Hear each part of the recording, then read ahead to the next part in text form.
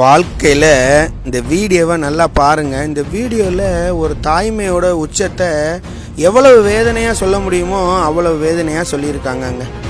ஒரு பறவை கூட்டுக்குள்ளே வாழ்ந்து அது ஒரு 4 குழந்தைகளோட சந்தோஷமாக இருந்ததை சில ராட்சச பறவை அந்த பிள்ளைங்களை மட்டும் போட்டு போயிடுது. அதுக்கு பிறகு திருப்பி வர்ற தாய் பறவை பார்த்து கண்ணீர் வடிக்கிறதும் வேதனையுமாக நிற்கிறத பார்க்குறக்கு மனம் சகிக்கலை. ஆனால் வாழ்க்கையில் நம்ம வாழ்க்கையிலையும் இப்படி தாங்க.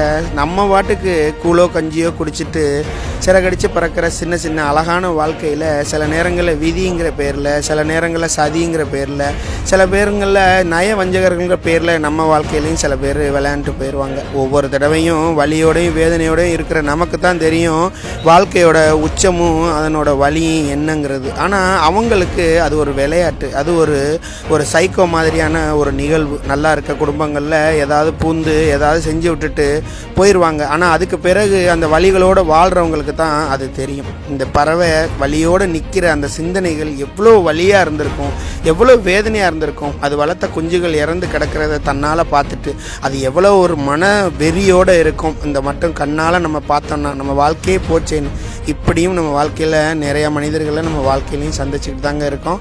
நம்ம எப்போவுமே வாழ்க்கை யதார்த்தமானதுங்கிறத நான் திரும்ப சொல்லிக்கிட்டு வரேன். அது போக்கில் நாம் போவோங்க.